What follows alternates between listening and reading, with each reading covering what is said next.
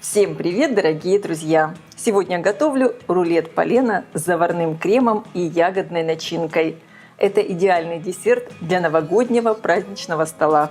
Этот легкий и воздушный рулет напоминает пирожное эклер, но в оригинальной форме.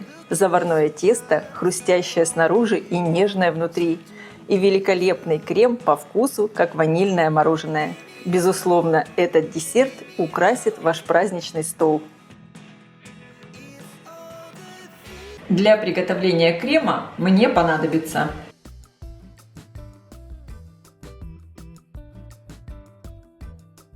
молоко вливаю в сотейник, и его надо довести почти до кипения. В миску всыпаю сахар, крахмал, перемешиваю. Также добавляю соль, добавляю яйца. Хорошо все перемешиваю до однородности, чтобы не было комочков. Молоко почти закипело. И часть горячего молока вливаю в сахарно-яичную смесь. Интенсивно перемешиваю.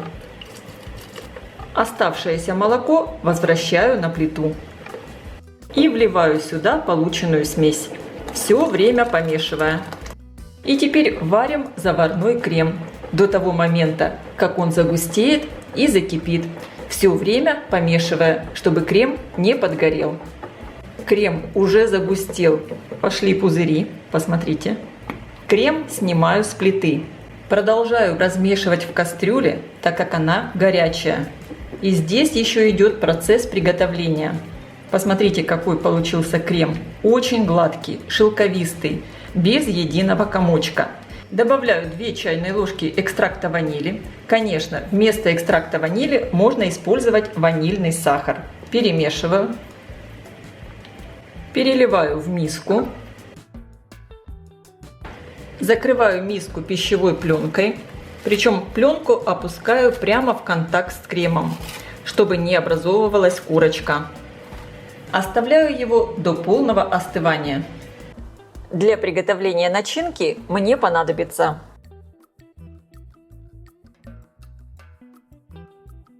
для рецепта я использую замороженную голубику. Всыпаю ее в сотейник. Добавляю крахмал. Я использую кукурузный, можно использовать также и картофельный. Всыпаю сахар. И также по желанию можно добавить еще немного лимонного сока или, как у меня, сок лайма. Примерно 1 столовую ложку. Перемешиваю. Теперь довожу все до кипения и после этого провариваю буквально 1 минуту. Массу я все время немного перемешиваю, чтобы ничего не подгорело. Масса вот так уже уварилась и загустела. Снимаю с плиты. Перекладываю в тарелку, чтобы все быстрее остывало. Я делала массу достаточно густой, чтобы она не потекла в креме. Закрываю пленкой, чтобы не образовывалась корочка.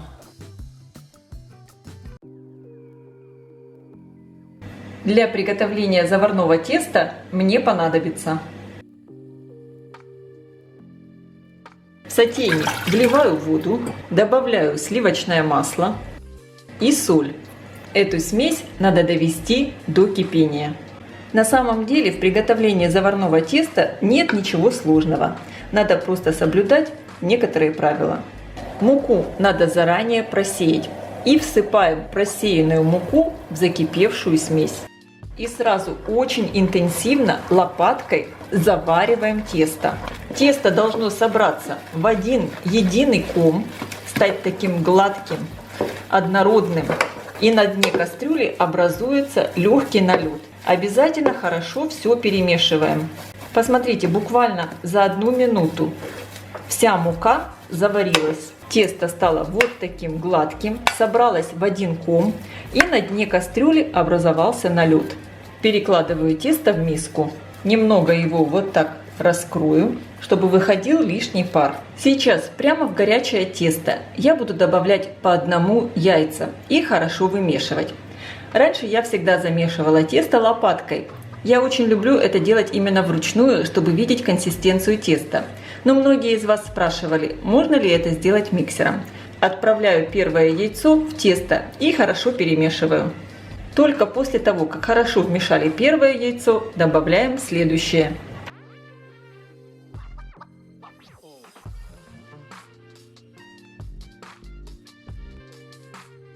Я хорошо вмешала 3 яйца. Четвертое я буду добавлять постепенно. Я его разболтаю вилкой. Очень важно, чтобы яиц не получилось слишком много, чтобы тесто не получилось жидким. Я добавляю примерно половину яйца и хорошо перемешиваю. И сейчас я проверю консистенцию теста. Оно должно лениво стекать с лопатки и образовывать язычок. Вот такой. Тесто получилось как раз идеальным. У меня ушло в него 3,5 яйца. Тесто я перекладываю в кондитерский мешок с насадкой. У меня вот такая насадка, закрытая звезда.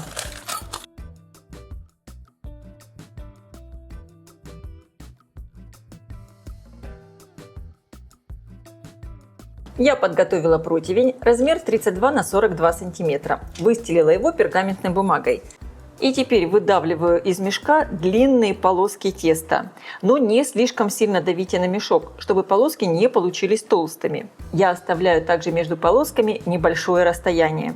Обязательно учитывайте, что тесто при выпечке будет довольно сильно увеличиваться. Поэтому также оставьте место у краев противня.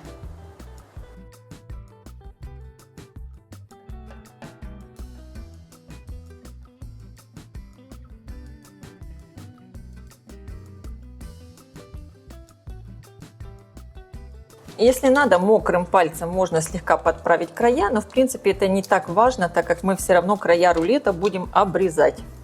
И сейчас я отправляю все запекаться в разогретую до 200 градусов духовку примерно на 30-35 минут. Конечно, вы смотрите по своей духовке. Противень я ставлю на средний уровень, включен верх и низ духовки. Тесто должно хорошо подсохнуть.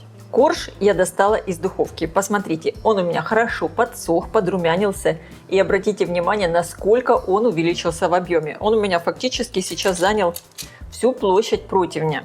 Выпекался он у меня ровно 35 минут. Перетаскиваю его на решетку. Сразу его снимать с пергамента не надо. Он очень легко отходит. Оставлю остывать. Сливочное масло перекладываю в миску. Хорошо взобью масло примерно в течение 4-5 минут в пышную светлую массу. Также миксером немного перемешаю заварной крем, чтобы его легче было соединять с маслом. Понемногу соединяем заварной крем с маслом. Первую часть заварного крема добавляем совсем небольшую, чтобы сравнять температуру масла и крема. Крем стоял у меня в холодильнике, поэтому он чуть более холодный, чем масло. Если добавлять заварную основу в масло постепенно, крем никогда не расслоится. Таким образом, заварную основу я добавляю где-то в 4-5 приемов. И благодаря этому крем получится пышный, красивый и хорошо застынет в холодильнике. Сейчас добавляю всю оставшуюся заварную основу. Какой просто великолепный, красивый, вкусный крем получился. Корж остыл, и я его накрываю сверху большим куском пергаментной бумаги. Переворачиваю. Сверху выкладываю весь крем. Равномерно его распределяю, только определитесь, с какого конца вы начинаете сворачивать рулет, с этого конца крема оставьте чуть больше. Я просто обожаю вот такое заварное тесто с таким кремом. Это получается по вкусу все как мороженое. Кстати, очень похоже я готовила рулет Карпатка. Только здесь немного другие нюансы в приготовлении коржа и есть очень вкусная начинка. Начинка тоже уже остыла, и я ее выкладываю на корж. Больше всего начинки я буду располагать в начале. И сделаю еще одну небольшую полоску чуть дальше. Можно просто в хаотичном порядке разбросать начинку. Как вам больше нравится. И теперь я все аккуратно скручиваю в рулет. Можно помогать себе пергаментной бумагой.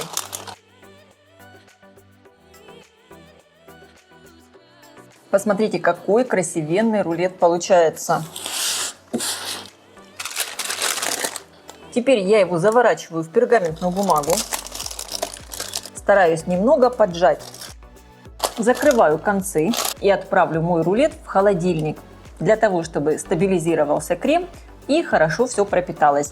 Для этого понадобится минимум 4 часа, а лучше всего, если рулет полежит в холодильнике всю ночь. Крем хорошо застыл. Сейчас обрезаю края. Выглядит великолепно. И также сверху рулет я еще немного украшу кремом. Выдавлю вот такие небольшие цветочки. И сверху ягоды голубики. Перед подачей к столу рекомендую этот рулет доставать заранее, примерно за 30 минут из холодильника. Тогда он будет еще вкуснее. Хрустящее сверху тесто, внутри очень нежный заварной ванильный крем и начинка с голубикой. Рекомендую приготовить этот чудесный десерт к праздничному столу. Я уверена, он всем понравится. А я желаю вам приятного просмотра и приятного аппетита. Если видео вам понравилось, ставьте лайки, пишите комментарии, делитесь им с вашими друзьями в социальных сетях. Подписывайтесь на мой канал Люда Изи Кук «Позитивная кухня». Всем пока!